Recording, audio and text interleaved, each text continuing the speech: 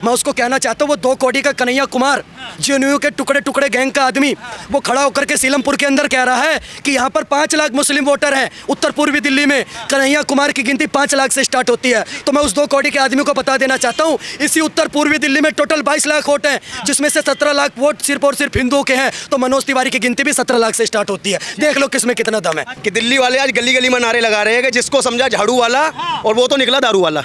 आप बताइए, ये लोग पाठशाला की बात करते थे, ये मधुशाला के घोटाले में पकड़े गए हैं। और अरविंद केजरीवाल जी तो कहते थे मैं भगत सिंह का अनुयायी हूँ, मैं भगत सिंह का चेला हूँ। तो भगत सिंह की क्या यह सोच थी कि मतलब राम राज्य में दूध मिला, कृष्ण राज्य में घी, और केजरीवाल के राज्य में दारू बाई 1 गेट 1 फ्री। ये भगत सिंह की सोच थी कि एक के साथ एक दारू फ्री बांटेंगे।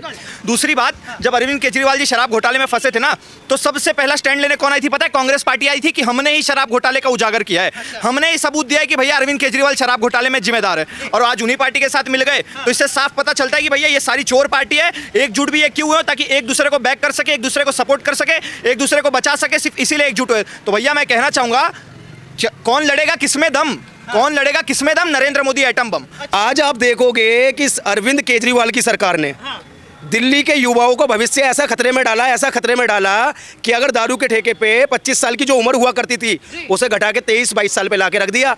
जब इन्होंने प्राइवेट ठेके खोले तो जब विद्यालयों के 1-1 किलोमीटर के दायरे में भाई साहब कोई ठेका नहीं होना चाहिए था, इन्होंने स्कूल के 100 मीटर के दायरे में ठेके खोले। उसका फलस्वरूप ये हुआ कि आपने देखा होगा कि नागलोई से एक वीडियो वायरल हुई जहां छात्र, छोटे छोटे बच्चे स्कूल के बैग में जहां किताब होनी चाहिए थी उनमें शराब लेके जा रहे थे। ये कहीं ना कहीं केजरीवाल साहब के मुंह पे तमाचा है, जो बात करते हैं कि हमने स्कूल की शिक्षा व्यवस्था बहुत अच्छी करी है, हमने हॉस्पिटल बहुत अच्छे बनाए हैं। केजरीवाल साहब को मैं बताना चाहता हूँ कि केजरीवाल साहब बिल्डिंगें ऊंची कर देने से, बड़े स्कूल बना देने से स्कूल बढ़िया नहीं होते, उसमें शिक्षा व्यवस्था भी चाहिए। क्या तानाशाही की बात कर कौन रहा है? कांग्रेस पार्टी के लाडले, बिल्कुल मूर्ख नेता, मूर्खों के सरदार राहुल गांधी जी कर रहे हैं कि देश में तानाशाही है।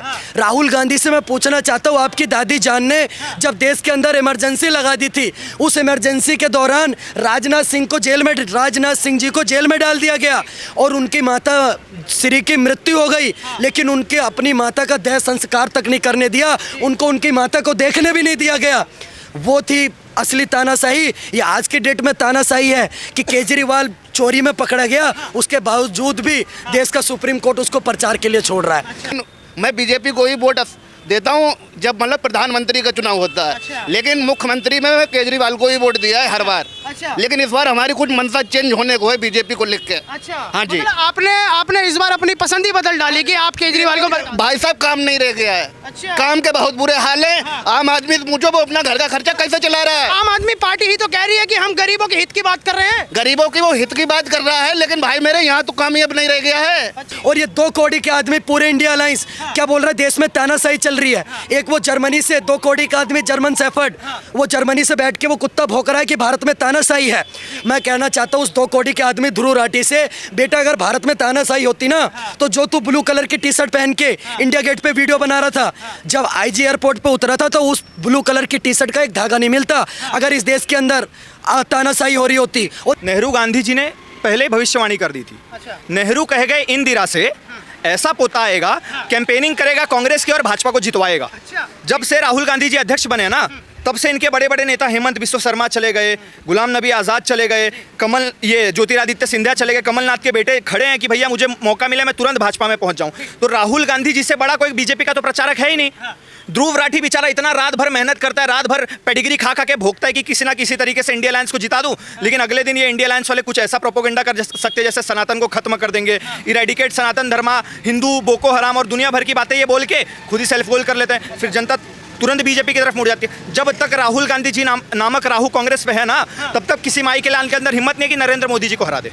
ये आम आदमी पार्टी की सच्चाई है। एक तरफ ये महिला सशक्तिकरण की बात करते हैं, इनकी खुद की राज्यसभा सांसद और पूर्व महिला आयोग के अध्यक्ष स्वाति मालीवाल जी, उनके घर के अंदर उस महिला के साथ छेड़खानी की जाती है भाई साहब, लेकिन अभी तक केजरीवाल साहब के मुंह में दही जम जाती है। आरोप कहाँ लगता है? घर उनका, छेड़खानी उनकी, पीए उनका, लेकिन स्वाति मालीवाल जी पर आरोप लग जाता है कि वो तो भाजपा की एजेंट है। ये इनकी मानसिकता है भाई साहब। अगर केजरीवाल को उनके जो नेता हैं वो भ्रष्टाचारी बोलते हैं तो वो कहीं ना कहीं बीजेपी के एजेंट हो जाते हैं। उनकी बुराई के साथ, अगर बुराई के साथ बुराई मिलके चलेगी तो उनके नेता उनके लिए ठीक है। जहां उन्होंने इसकी सच्चाई खोलने की कोशिश करी वो सारे भाजपा के एजेंट हो जाते हैं। जो कार्य कपिल मिश्रा ने भी दिल्ली के अंदर करा था, जब उन्होंने बताया था कि 400 करोड़ का घोटाला दिल्ली जल बोर्ड की जमीनों पर, वो सॉरी दिल्ली जल बोर्ड में हुआ है, तो उस पर आपने देखा उन्हें भाजपा का एजेंट बताया गया। बाद में यही हुआ कि उन्हें पार्टी छोड़नी पड़ी और एक राष्ट्रभक्त पार्टी का उन्होंने नाता जोड़ लिया। और इन्होंने तो यहाँ तक नहीं, इन्होंने तो महिलाओं के लिए, हमारी मातृशक्ति के लिए पिंक ठेके खुलवा दिए कि महिलाएं जाकर के पिंक ठेके से दारू ले, उन्हें कोई तकलीफ नहीं होनी चाहिए। तो ये इनकी नीति है। राम नीति और राजनीति, हनुमान नीति से ये लोग शराब नीति पर पहुंच गए। जब नई शराब नीति लेकर के आए तो कह रहे थे बहुत बढ़िया है, इससे रिवेन्यू जनरेट होगा, और जब उसको वापस लिए तो कह रहे बहुत बेकार है। अब तो हम तो ये नहीं समझ पा रहे कि अच्छी थी या खराब है।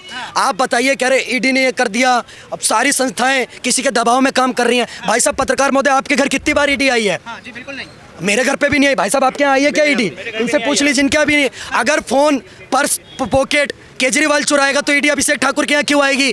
अगर चैन छीनेगा बस के अंदर केजरीवाल का गुर्गा तो ईडी और सीबीआई पुलिस मेरे यहाँ क्यों आएगी? जो चोरी करेगा ईडी, सीबीआई, पुलिस उसके यहाँ पर जाएगी। आपने चोरी, देखिए मैं बता रहा हूँ, संजय सिंह को जमानत मिल गई, मनीष सिसोदिया को जमानत क्यों नहीं मिल रही है? सत्येंद्र जैन को जमानत क्यों नहीं मिल रही है? अरविंद केजरीवाल को जमानत क्यों नहीं मिल रही? आई थी कि दिल्ली सरकार जो महिलाओं के लिए बसें फ्री कर रही है और काफी सारी चीजें फ्री कर रही है, तो इस बात पर आप क्या कहना है? या दिल्ली में महिलाओं की सुरक्षा को लेकर आप? अरे इतनी तो सुरक्षा है। स्वाति मलिवाल सबसे सुरक्षित 45 करोड़ के घर में ही मार खा जाती है। उसके बाद ये क्या नाम था इनका, खेड़ा जी, रेखा खेड़ा कुछ तो ऐसा नाम था, राधिका खेड़ा जी, वो पिट के चली जाती है, बीजेपी में आ जाती है। तो ये सबसे, अर्चना गौतम एक नाम है। तो भैया सारे जो भी इनके जितने भी चोर लोग हैं वही लोग तो सबसे बड़ा हत्याकांड करवा रहे हैं। जितने भी ये दुनिया भर के जितने भी आतंकवादी, जिहादी जितने भी है, सब तो इनके पार्टी में भरे हैं। एक कन्हैया कुमार सबसे बड़ा एग्जांपल, जो हमारे सेना को ही बोल देता था कि भैया ये रेपिस्ट है। तो ऐसे ऐसे लोगों का इतिहास पड़ा है भैया कांग्रेस और इंडिया अलायंस में, जिसपे मोदी जी ने हाथ रख दिया कि भैया ये अच्छा नेता है, तो कंफर्म है इंडिया अलायंस और पूरी कांग्रेस पार्टी उसका विरोध करने में लग जाएगी। फिर आप देख लो, चाहे जॉर्ज सोरस का समर्थन करना हो, चाहे चीन का समर्थन करना हो, चाहे हिंडनबर्ग का एजेंडा भारत में चलाना हो, तो भैया ये पूरा इंडिया अलायंस मिली है कि किसी न किसी तरीके से भारत को राष्ट्रीय और अंतर्राष्ट्रीय मन पे बदनाम करना है। लेकिन भैया मैं कह देना चाहता हूँ, भारत की जनता मोदी जी के साथ है। चौथी बारी फिर से बीजेपी की सरकार बनेगी, अब की बार 400 पार, तीसरी बारी मनोज तिवारी। मोदी की गारंटी चलने वाली है? मोदी की गारंटी थी, मोदी की गारंटी है, मोदी की गारंटी रहेगी। मैंने मोदी को वोट किया, मोदी को वोट करूंगा और मोदी को वोट करता रहूंगा। जब ये कांग्रेस पार्टी हुआ करती थी, बात सन 1931 की है, ये वही कांग्रेस पार्टी है जिसने भगत सिंह जी को फांसी दिलवाई। 1947 में देश आजाद हुआ है, आजाद देश को 2 टुकड़े कर दिए गए और भारत पाकिस्तान बना दिया गया। भाई साहब ये कांग्रेस पार्टी नहीं करा था। 1948 में कश्मीर को राजनीतिक मुद्दा बना के या पाकिस्तान की गोद में देना चाहते थे। ये वही कांग्रेस पार्टी है जिनने 1962 में मानसरोवर झील को चाइना को दे दिया और 1971 में अवैध रूप से बांग्लादेशी बसा के उन्हें अवैध नागरिकता दी। 1975 में इन लोगों ने इमरजेंसी लगा के 1984 में लाखों सिख भाइयों की हत्या करवा दी और तो और 1990-92 में इन्होंने राम भक्तों पे गोलियां चलवाई। भाई साहब जो ये कहते हैं ना भारत जोड़ो, इन्होंने भारत तोड़ा, फिर उनके बाद ये बोल रहे हैं भारत जोड़ो। एक टाइम वो आएगा जब ये कहेंगे, यात्रा पता है कौन सी निकलने वाली है राहुल गांधी की? भारत तोड़ो इनके दादी ने बहुत करा, इनके पिताजी ने बहुत करा, भारत जोड़ो इन्होंने यात्रा चलाई। इस इलेक्शन के बाद ये जोड़ेंगे कांग्रेस खोजो यात्रा।